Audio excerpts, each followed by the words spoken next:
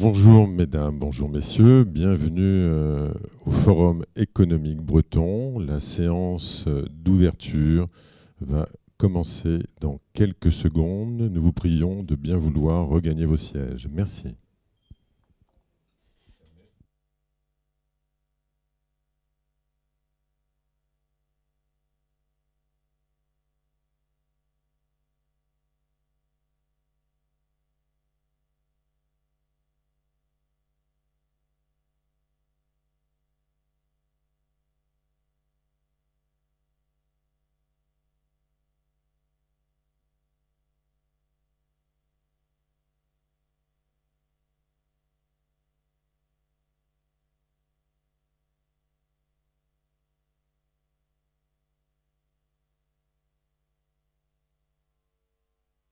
La fermeture de tous les lieux recevant du public. Le Parlement français vient d'adopter ce soir le projet de loi d'urgence sanitaire. La fermeture des crèches, écoles, collèges, lycées et universités en France. Un mot d'ordre, rester chez soi. Le chômage menace d'exploser. Le choc économique et social provoqué par la pandémie de coronavirus est historique.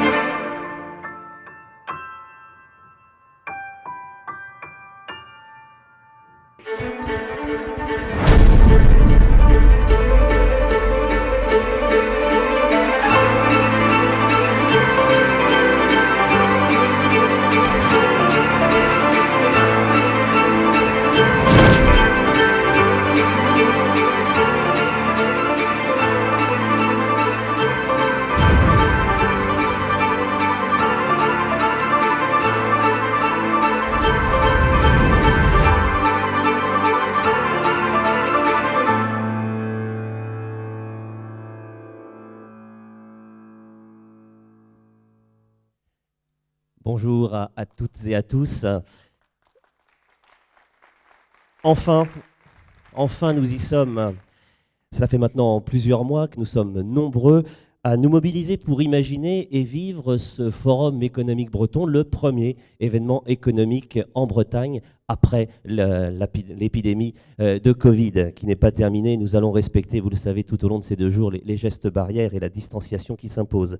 Je suis Xavier de Bontride, je suis journaliste à Rennes, cofondateur du podcast BAM, du business à la mission. Je suis très heureux, vraiment, d'être à vos côtés pour animer ces 2 jours d'échanges, de rencontres, de partage, de débats autour de l'économie en Bretagne.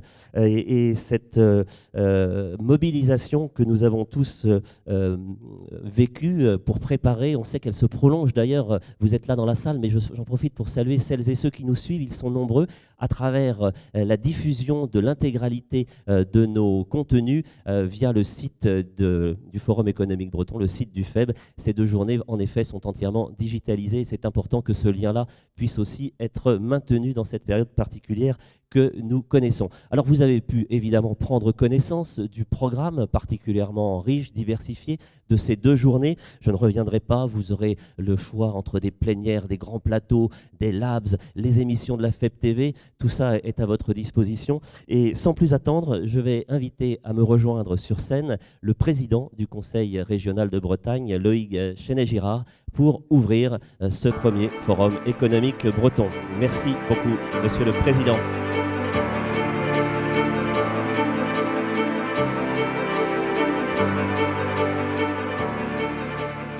Bonjour à toutes, bonjour à tous. Ravi d'être devant vous ce matin.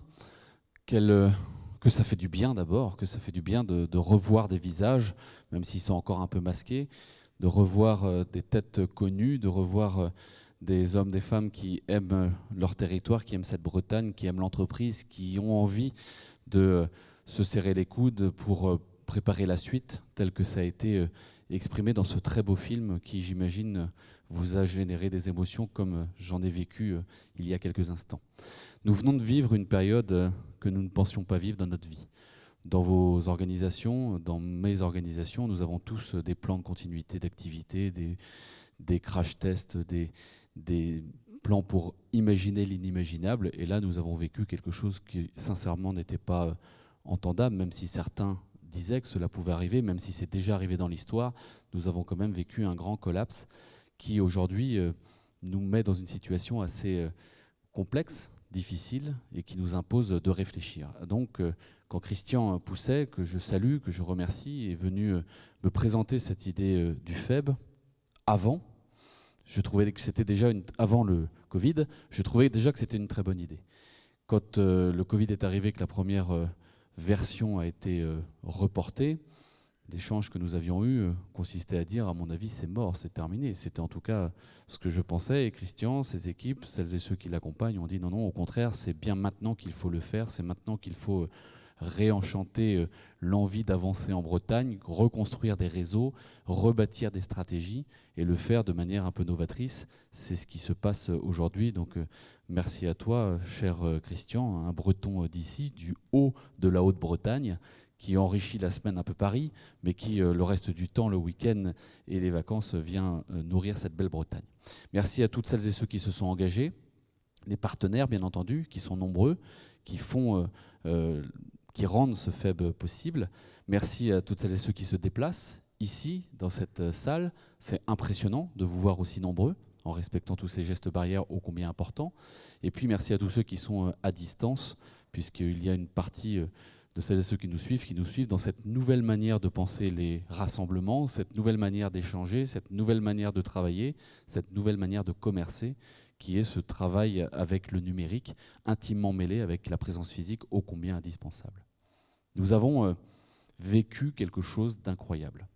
Incroyable, qui a généré bien entendu des drames, qui a généré des deuils, qui a généré des angoisses, et ces angoisses, elles sont encore présentes dans notre société, et puis qui génère aussi des crashs économiques, soit silencieux, pour certaines petites entreprises qui ne rouvrent pas, ou qui s'apprêtent malheureusement à baisser le rideau, et puis d'autres qui vivent le choc en se débattant pour trouver une issue.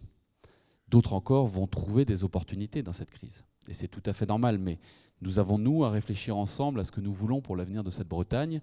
Nous avons, nous, à réfléchir ensemble à quelque part tracer le chemin qui nous permet de travailler ensemble. Ça me semble indispensable encore plus dans cette période post-Covid. Et donc ce FEB est une très belle occasion d'amorcer un travail.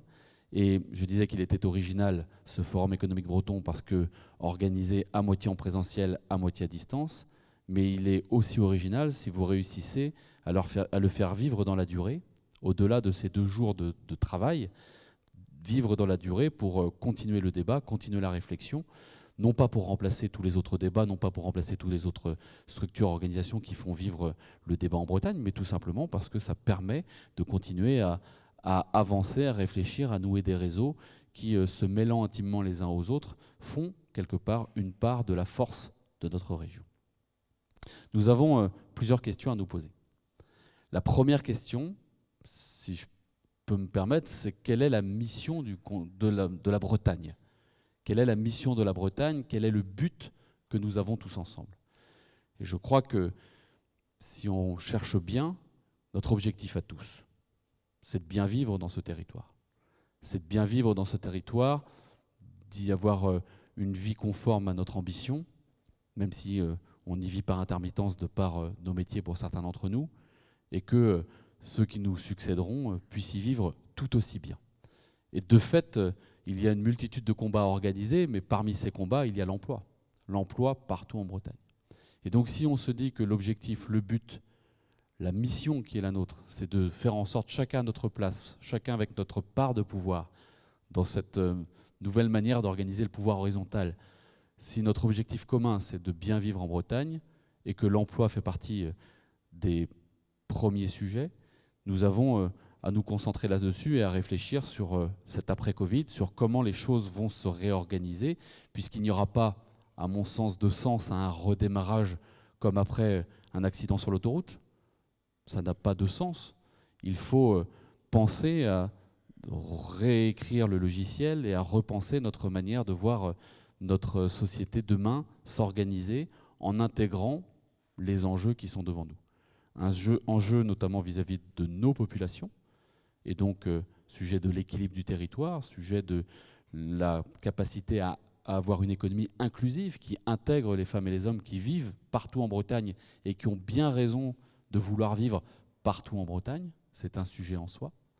Et puis, ces deux grands enjeux que sont et la transition écologique et la transition numérique, qui sont bien entendu dans toutes les têtes, qui sont dans tous les débats actuels, mais qu'il convient de mener sous contraintes multiples, contraintes bien entendu de haut de bilan dans la période, et on le voit bien, et nous en parlons régulièrement avec beaucoup d'entre vous, et il y a un vrai sujet dans la période si on veut garder les centres de décision en Bretagne, si nous voulons continuer à développer des entreprises qui aujourd'hui, pour certaines d'entre elles, sont encore trop petites et doivent continuer à grossir et doivent faire de belles ETI demain ancrées dans nos territoires avec des centres de décision sur nos territoires, et puis des transitions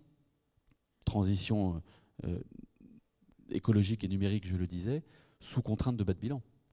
Parce que dans la période dans laquelle nous sommes, il va bien falloir faire en sorte que nos entreprises puissent durer et donc gagner de l'argent et donc être viables sur le long terme. C'est cela les enjeux qui sont devant nous. Et c'est passionnant. Et c'est passionnant, et je le dis dans la période, il faut que nous ressentions une forme de nouvel enthousiasme. Parce que la période est quelque part dépressive, dans une société qui est fracturée, dans une Europe qui est en période un peu complexe entre le Brexit, les tensions internationales, etc., etc. Et je pense que nous avons besoin de réaffirmer que, bien entendu, nous, Bretons, nous ne sauverons pas tout seuls la planète, mais que nous prenons notre part, que nous avons une vision claire de ce que nous voulons faire, que nous avons une ambition très claire, c'est de vivre ensemble sur ce territoire et d'affirmer que notre identité, notre culture, nos langues, notre manière de vivre, nos manières de commercer aussi, en étant ouverts sur le monde et en étant très fiers de notre identité locale, c'est cela qui nous relie et c'est cela qui nous permet quelque part, quelles que soient nos fonctions, quelle que soit l'action que l'on peut conduire dans nos organisations respectives, qu'elles soient publiques ou privées, et bien que cela nous permet de tirer dans le même sens. Et c'est cela la force bretonne depuis très longtemps. Et nos aînés, et avant eux, avaient déjà imaginé des solutions collectives parce que dans tous les moments difficiles, la Bretagne est sortie par le collectif. Elle n'est pas sortie avec un homme providentiel, elle n'est pas sortie avec un doigt qui montrait le chemin et tout le monde derrière. Elle a réussi à organiser un système avec, encore une fois, ce pouvoir horizontal qui permet de se dire qu'on est tous dépositaires d'un bout de cette Bretagne, on est tous dépositaires d'une vision orientée collective qui nous pousse et qu'on a tous la capacité d'agir, la capacité d'avancer, y compris dans les moments où nous vivons des périodes compliquées. Voilà rapidement ce que j'attends quelque part du FEB, voilà quelque part ce que j'attends de ce travail en commun. D'habitude, c'est les collectivités, les élus qui organisent des colloques ou des symposiums ou des réunions de travail ou des moments de réflexion et qui viennent expliquer comment ils voient les choses. Là, c'est l'inverse, c'est les entrepreneurs qui organisent et nous, on va venir et on va écouter, on va apprendre encore des choses et on va préparer encore une fois de nouvelles manières de travailler ensemble demain.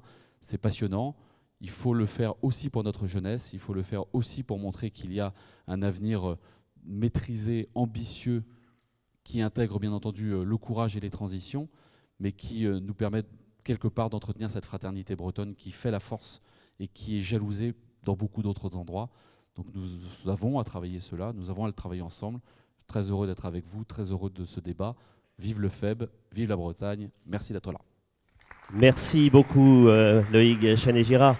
Alors vous l'avez souligné à l'instant, la force du collectif, disiez-vous. C'est vrai que cette aventure du Forum économique breton, elle a été rendue possible par la mobilisation de très très nombreux partenaires privés et publics qui se sont retrouvés autour de cette idée. Et pour illustrer cette démarche, je vais inviter 4 d'entre eux à venir à nos côtés pour savoir justement quelle était leur motivation première dans cette aventure et ce qu'ils en attendent. J'invite à venir nous rejoindre Hélène Bernicot, directrice générale d'Arkea. On peut les applaudir quand ils nous rejoignent. Merci d'être avec nous. Hervé Kermarek, le président du MEDEF Bretagne. Hugues Mély, président de Niji et de BDI. Et Brice Rocher, PDG du groupe Rocher. Merci à tous les 4 de votre présence. Installez-vous. Voilà, prenez un micro. Normalement, vous avez le micro que vous aviez, Loïc. On va garder les micros. Ce micro-là, c'était le vôtre, Loïc ? Le vôtre est parti, c'est bien. tout est réglé sur le plan sanitaire, il n'y a pas de crainte à avoir. Alors effectivement, très simplement, pour que l'on comprenne bien l'enjeu de ce forum économique breton et les raisons qui ont poussé de grands acteurs économiques présents dans région à s'investir dans cette aventure, nous avons eu envie d'en réunir quelques-uns et de vous demander tout simplement pourquoi vous étiez partenaire du FEB. Je me tourne vers vous, Hélène Bernicot, et pour commencer peut-être cet échange, effectivement, Arkea, parmi les premiers, a souhaité en être, comme on dit. Qu'est-ce qui a été la motivation de votre groupe pour être partenaire du Forum économique breton ? Alors bonjour à toutes et à tous, et puis très heureuse également d'être là, de voir tout ce monde enfin réuni à nouveau. Je crois que ça nous fait tous plaisir et voilà. Et on avait besoin aussi de le dire. Donc le groupe Arkea évidemment est très fier d'être partenaire. En réalité, ce partenariat, dès l'origine et bien avant, on l'a dit tout à l'heure, la crise du Covid, relevait vraiment de l'évidence. Tout simplement parce que le groupe Arkea entretient un rapport, j'allais dire, vivant et permanent avec son territoire et a le souci, voire l'obsession en réalité de son attractivité, de sa dynamique. Donc je crois que voilà, tous les partenariats avec la Bretagne sont intéressants et la volonté finalement de réunir l'ensemble des acteurs, l'ensemble des entrepreneurs, que ce soit les startups, que ce soit les petites entreprises, les moyennes entreprises, les collectivités territoriales. On est vraiment convaincus que c'est bien en travaillant ensemble, collectivement, que nous arriverons encore une fois à démontrer que la Bretagne a tous les atouts pour relever les jolis défis qui s'annoncent devant nous. Et puis évidemment, donc, ce partenariat, il a un sens tout particulier dans la période. Je crois que d'abord le FEB a su s'adapter. Et encore une fois, bravo, parce que jusqu'à, je crois, au dernier moment, on s'est demandé si vraiment ce forum allait se tenir. Il a su s'adapter avec un certain nombre de personnes à distance, mais avec également vous tous qui êtes là aujourd'hui. Donc je crois que ce qui nous a plu dans ce FEB, c'est tout le volet innovation, la capacité à essayer de trouver des solutions innovantes pour reconstruire évidemment les modèles économiques, sociaux. On voit bien qu'on a des choses à faire, on doit se transformer collectivement. Donc je crois que ce volet innovation est essentiel. Et puis Arkea s'est évidemment retrouvé dans les thématiques. On parlait tout à l'heure de relocalisation, de souveraineté en région, en complément de la souveraineté nationale. Je pense que c'est clairement des thèmes qui nous parlent tout particulièrement. Et puis on est vraiment convaincus à la fois que la Bretagne a tous les atouts en fait, pour être vraiment une région pionnière dans l'invention un petit peu de ce monde de demain, dans la refondation qui nous attend. Et puis on est aussi convaincus, on a à cœur de le démontrer aujourd'hui via la participation des équipes, que la finance, la banque, a aussi son rôle à jouer et a vraiment une capacité à permettre d'accélérer les transitions en orientant un certain nombre d'investissements, de financement vers justement les projets, les transitions, les transformations qui nous attendent. Donc c'est pour toutes ces raisons qu'on est ravis d'être là et j'en profite pour remercier toutes les équipes qui ont activement contribué à ce joli forum. Merci beaucoup Hélène Bernicot pour ce témoignage. Hervé Kermarek, président du MEDEF Bretagne. La participation du MEDEF à l'égard du FEB, elle s'est manifestée aussi très tôt avec l'envie d'en faire un événement fédérateur. Ben oui, évidemment, quand on parle de Forum économique breton, on parle d'économie, on parle de Bretagne, et c'est la raison d'être finalement du MEDEF Bretagne. Le MEDEF Bretagne, c'est 20 000 entreprises, 300 000 salariés sur les 4 départements bretons, donc il nous fallait bien évidemment être présents. C'est un événement qui est unique, j'ai eu l'occasion de le dire, parce que les MEDEF départementaux ont souvent l'occasion de réunir leurs adhérents, mais jamais un événement breton avec l'ensemble des entrepreneurs des 4 départements n'était réuni en un même lieu. Donc c'était une raison évidente de la présence du MEDEF. Et puis la seconde raison, le président Chédé-Girard l'a dit, de notre présence, c'est que l'économie bretonne a finalement plutôt bien résisté durant cette crise. On l'a vu grâce à l'agroalimentaire, grâce à l'agriculture, mais pas que. Vous avez parlé d'horizontalité, grâce aussi au travail que les organisations ont fait avec l'ensemble des structures, les élus, le conseil bien évidemment régional, mais l'ensemble des EPCI pour faire en sorte que les entreprises puissent avoir un plan de soutien. Il nous faut une mobilisation générale. Là, la période que l'on traverse est quand même très particulière. Et donc, le Forum économique breton est aussi une façon de dire au monde économique que les entrepreneurs bretons se mobilisent. Et donc, de façon générale, il nous faut faire en sorte que l'après-crise soit bien meilleure pour la Bretagne. Dernière raison, si je puis me permettre, c'est qu'au moment où on parle de réindustrialisation de la France, voire même de souveraineté, la Bretagne a une carte à jouer, très sincèrement, une très grande carte à jouer. Et je pense que Nous devons tous collectivement être acteurs de cette réindustrialisation, de cette souveraineté. Un quart des entreprises disent qu'elles voudraient recentrer leurs achats. Donc voilà. Une opportunité à saisir, sans doute. Absolument. Merci beaucoup, Hervé Kermarek. Hugues Mély, président de Niji, acteur du digital et aussi président de Bretagne Développement Innovation.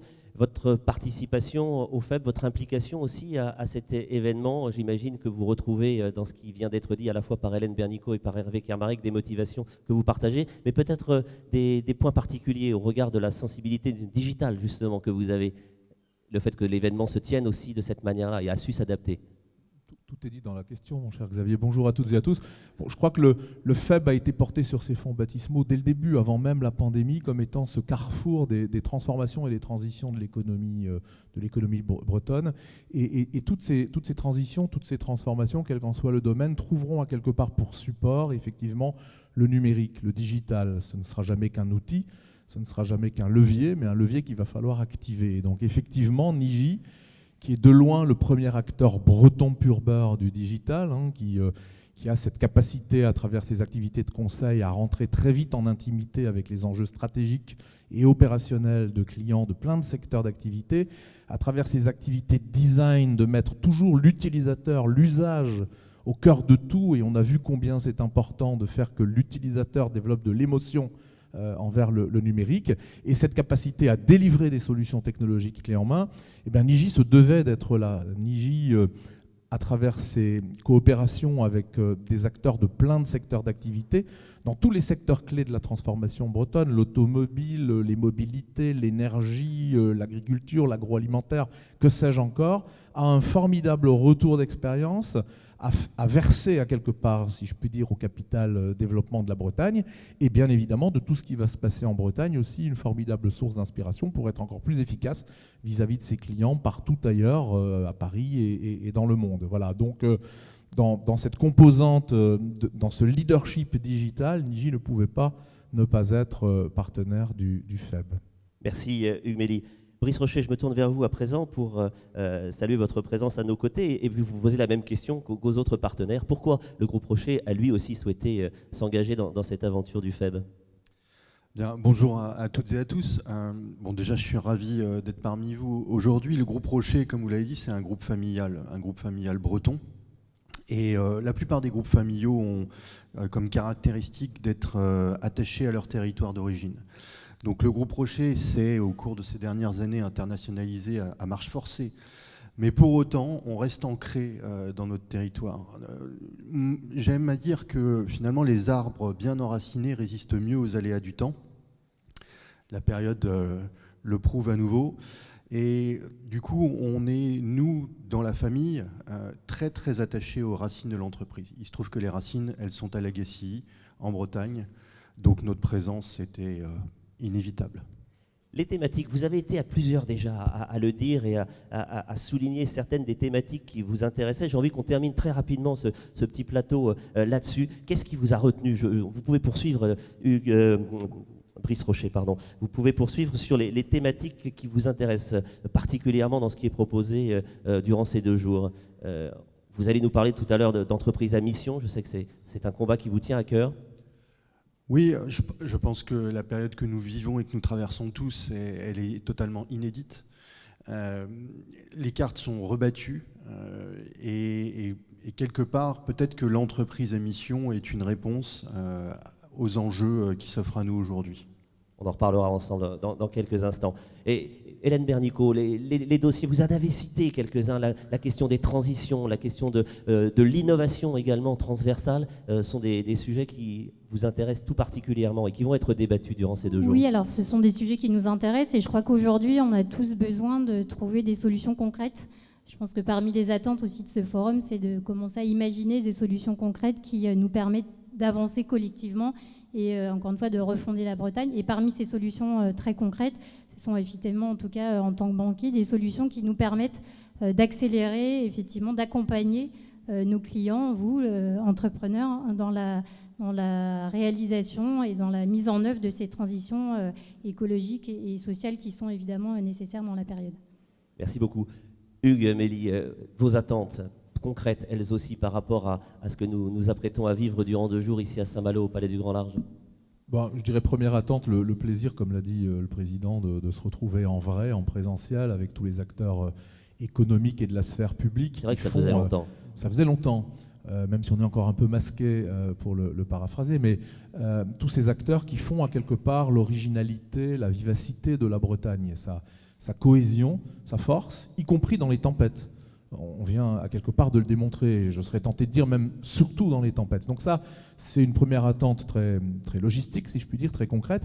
Après, malgré tout, une deuxième attente, c'est qu'on partage tous ensemble une forme de lucidité quant à ce qu'est véritablement la période que l'on vit et ce que va être la période qu'on va vivre, et qu'on ne soit pas dans le déni des difficultés qu'il va nous falloir affronter, et qu'on trouve ensemble justement les lignes de force de ce que sera la construction collective de la Bretagne de demain, qui pérennise bien évidemment ces valeurs d'originalité, ces valeurs de vivacité que j'évoquais tout à l'heure, mais en intégrant bien que la crise, elle n'est pas terminée demain matin, elle va durer, on va s'installer progressivement dans les caractéristiques de cette crise, et il va falloir faire avec. Et ma troisième attente, elle est de renforcer le trait d'union entre des acteurs locaux, régionaux et des acteurs nationaux. Ils sont nombreux dans la salle, ils sont pour partie partenaires du FEB, parce que leur investissement ici en Bretagne, dans la durée, est absolument clé.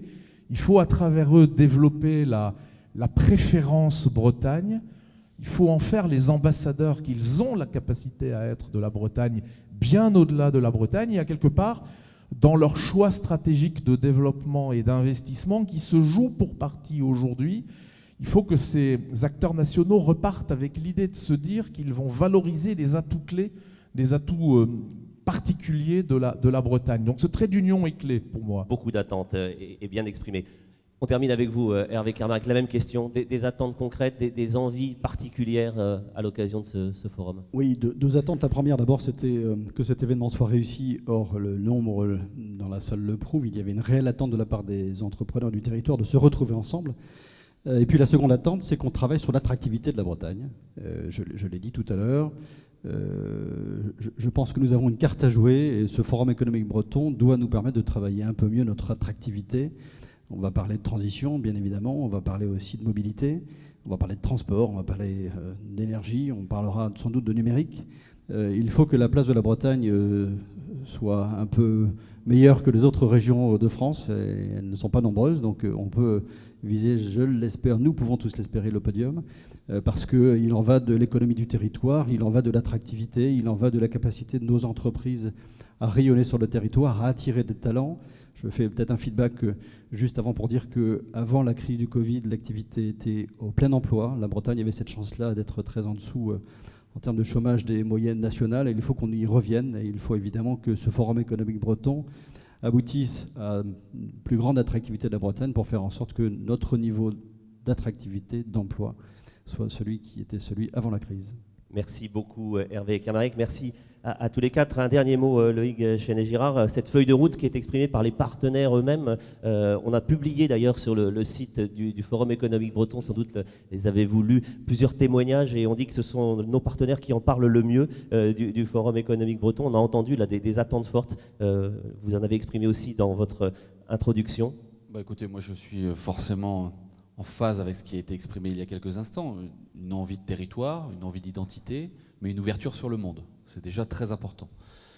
La deuxième chose, c'est que dans la compétition qui se joue entre les territoires, parce qu'il y a bien une compétition entre territoires, il faut regarder nos challengers et nos concurrents, non pas à l'échelle nationale, mais à l'échelle européenne. Nous sommes 200 régions. Et il faut être dans le premier tiers de ces 200 régions. Et pour cela, il y a des actions à conduire au niveau des instances publiques, des collectivités, et puis au niveau du tissu économique pour faire en sorte que nous soyons puissants en avance et qu'on en attire du monde, que nous attirions des compétences, des hommes et des femmes qui ont envie d'entreprendre sur nos territoires ou de venir servir les entreprises. Et quelque part, ce qui a été dit très bien par les différents entrepreneurs ici présents, c'est que lorsqu'une entreprise a conscience que sa mission n'est pas seulement de servir ses clients, mais bien aussi de servir son territoire, de servir sa région, son pays, de servir la planète, elle accroît sa performance et elle accroît de fait son attractivité pour attirer des talents, parce que notre jeunesse aujourd'hui cherche effectivement une vie dans laquelle il y a du sens. Et on a besoin de dire à cette jeunesse que nous l'avons compris et qu'on va y répondre. Parce que sinon, dans quelques années, ils régleront eux-mêmes le problème, ils prendront notre place. Mais là, dans la période où ils s'engagent dans les études, où ils s'engagent dans des orientations, où certains d'entre eux sont à la fin d'études face à cette période un peu compliquée et ne savent pas trop vers où aller, il faut leur dire qu'il y a des entrepreneurs en Bretagne qui ont une vision, qui ont une ambition et qui peuvent les entraîner dans des très belles aventures compatibles avec leur envie de vivre sereinement sur un territoire ouvert sur le monde. Donc merci à vous. Merci beaucoup Loïc Chéné-Gérard. Merci beaucoup à tous les quatre. Je vous invite à regagner vos places. Nous pouvons vous applaudir. Je vous invite aussi à rester dans cette salle car le programme va tout de suite continuer. Et nous allons dans quelques instants accueillir quelqu'un qui était déjà sur scène mais qui va remonter dans quelques instants pour une première plénière. Vous savez que durant